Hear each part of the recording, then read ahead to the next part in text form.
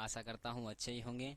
तो आज हम लोग फिर से मौजूद हैं एक नई क्लास के साथ, जिसमें चैप्टर आपका यह होने वाला है 10वां। ठीक है, 10वां चैप्टर का अ, नाम क्या है? तो देखिए क्या नाम है, अक्षर ज्ञान। इसका जितना भी ऑब्जेक्टिव था इससे पहले हमने आपको करा दिया है। तो अब है किसकी बारी? तो अब है सब्जेक्टिव की बारी। तो एक एक सब्जेक्टिव को हम लोग क्या करेंगे, सॉल्व करेंगे। तो देखिए यहाँ से सबसे पहले फर्स्ट क्वेश्चन को हम देखते हैं। फर्स्ट क्वेश्चन है कि कविता कविता में तीन उपस्थितियां हैं, स्पष्ट करें वे कौन कौन सी है। ठीक है, तो देखिए इसका आंसर हम लोग कैसे लिखेंगे।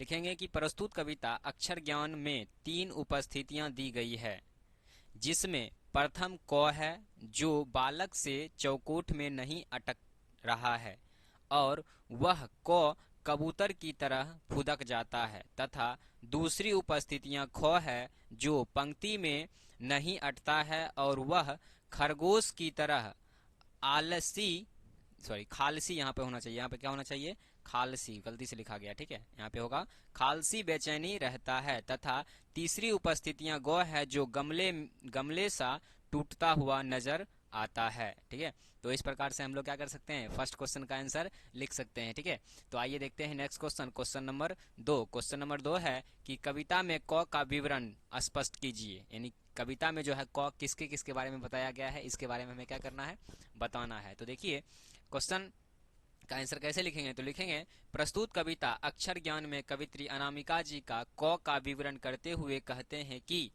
बालक से क चौकोट में अटकता नहीं अटकता, जो कबूतर की तरह फुदक जाता है। जो कबूतर की तरह क्या हो जाता है, फुदक जाता है। आगे है कि तो यही इसकी जो है क्या थी, क का विवरण था। क्योंकि छोटा सा ही है तो आपको पता है कि छोटा का आंसर कितना बड़ा लिखोगे आप।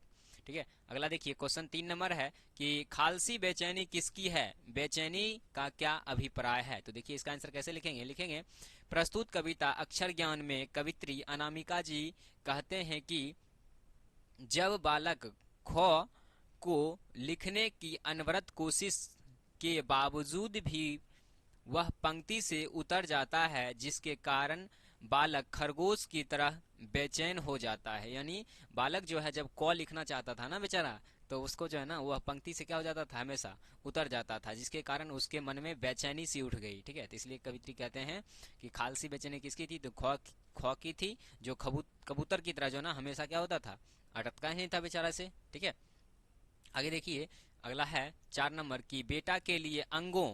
ठीक है, बेटा के लिए अंगों क्या है और क्यों। तो यहाँ पर देखिए ये बिंदु एक छोटा सा छूट गया है। ठीक है, ऐसे रहता है तब ना होता है अंगों। अरे भाई उग जा, ओह सॉरी, सिर्फ यहाँ पे अंगो होगा। ठीक है, आप समझ सकते हो ना, बुक पढ़े हो तो।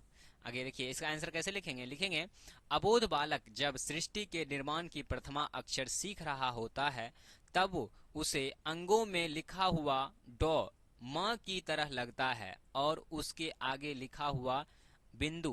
ठीक है, देख रहे हो ना, आपको बिंदु का निशान दिख रहा होगा यहाँ पे। देखिए ये बिंदु ऐसे ही हम लिखने वाले थे वहां पे, लेकिन घसा गया, जिसके कारण सही से हम लोग लिख नहीं पाए। तो उसकी गोद में बैठा हुआ बेटा प्रतीत होता है। अबोध बालक उसे लिखने का अनवरत प्रयास करता है और वह विफल हो जाता है। बेचारा बार बार उसे लिखने का क्या करता है, प्रयास करता है, लेकिन हजार प्रयास के बावजूद भी बेचारा विफल हो जाता है, जिसके कारण उसकी आंख में आंसू आ जाते हैं। ठीक है, बेचारा रोने लगता है। ठीक है, आगे देखिए आगे क्या है। तो अगला है कि बेटा के आंसू कब आते हैं और क्यों।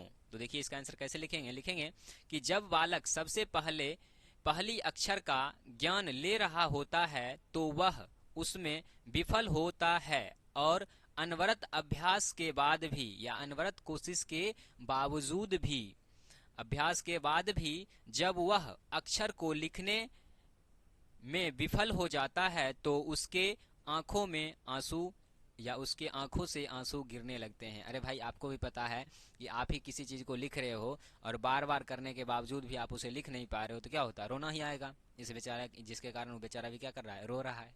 ठीक है, आइए देखते हैं नेक्स्ट क्वेश्चन। क्वेश्चन है कि कविता के अंत में कवित्री शायद अव्यय का क्यों प्रयोग करती है, स्पष्ट करें। तो इसका आंसर देखिए कैसे लिखेंगे।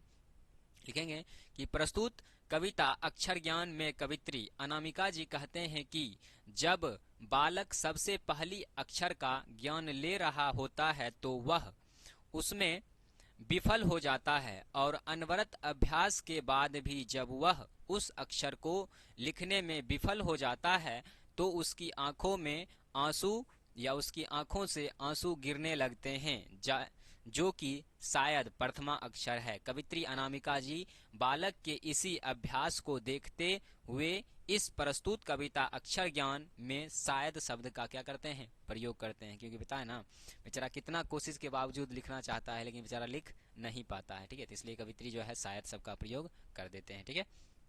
आइए देखते हैं नेक्स्ट क्वेश्चन। क्वेश्चन नंबर 7 देखिए, सबसे पहले ही लिखा गया है कि क्या है, भी आया है, तो इस क्वेश्चन को आप छोड़िएगा नहीं, ये बहुत बार पूछा गया है, ठीक है। देखिए क्वेश्चन क्या है कि कविता किस तरह एक संलाप और आशा जगाती है, विचार करें, ठीक है। इसलिए ये पूछा गया है, देख रहे हैं ना, थोड़ा अलग है ना, इसलिए। तो आइए देखते हैं आंसर क्या लिखेंगे। लिखेंगे कि प्रस्तुत कविता अक्षर ज्ञान बच्चों के जीवन में घटने वाली घटनाओं को चित्रित करते हुए कवित्री अनामिका जी कहते हैं कि जब वह बालक सृष्टि के निर्माण की प्रथमा अक्षर सीख रहा होता है तो उसे बहुत सी कठिनाइयों का सामना करना होता है, जिसके कारण उसकी आंखों में आंसू आ जाते हैं। इसलिए कवित्री उन बच्चों के लिए सांत्वना व्यक्त करते हुए एक आशा को जागृति करते हैं। क्योंकि वो बालक सीख रहा है तो आपको पता है ना, आगे जाके वो बालक क्या बन जाएगा इसका कोई ठीक नहीं है। लेकिन जब शुरू में सीख रहा होता है तो बेचारे को बहुत सी कठिनाइयों का क्या करना पड़ता है, सामना करना पड़ता है, जिसके कारण कवित्री जो है यहाँ पर शायद अव्यय शब्द का क्या करते हैं, प्रयोग करते हैं, ठीक है। तो आगे जो है आपका क्या है, तो व्याख्या करने वाला है। तो आपको पता है कि व्याख्या करने वाला हम कैसे लिखते हैं, ठीक है। तो वाक्य करने वाला देखिए पहला है कि गमले सा लुढ़कता उसका गौ, घरे सा लुढ़क, गमले सा टूटता उसका गौ, ठीक है, घरे सा लुढ़कता उसका घौ, इसका वाक्य करना है। तो देखो सबसे पहले आप इस पंक्ति को लिखोगे कि प्रस्तुत पंक्ति हमारी पाठ्य पुस्तक गोधूली भाग 2 के काव्यखंड के अक्षर ज्ञान शीर्षक पाठ से लिया गया है, जिसके रचनाकार कवित्री अनामिका जी हैं। प्रस्तुत पंक्ति के द्वारा कवित्री यह स्पष्ट करना चाहते हैं कि प्रस्तुत पंक्ति के द्वारा कवित्री यह स्पष्ट करना चाहते हैं कि जब बालक सृष्टि के निर्माण की प्रथमा अक्षर सीख रहा होता है तो उसे गौ गमले सा टूटता नजर आता है और वही घौ घरे सा लुढ़कता हुआ प्रतीत होता है, ठीक है। तो इस प्रकार से हम लोग क्या करेंगे, इसका आंसर लिख देंगे। आइए देखते हैं इसका नेक्स्ट क्वेश्चन, जो कि नहीं है, ठीक है, बाकी आपको पता ही है, अपना क्लास है, ठीक है। तो इस प्रकार से हमने क्या किया, इसका जितना भी क्या चीज सब्जेक्टिव क्वेश्चन था उन सभी को हमने क्या किया, सॉल्व किया। तो आज के लिए इतना ही रहने दीजिए, देखेंगे विशेष अगले क्लास में। तब तक के लिए जय हिंद।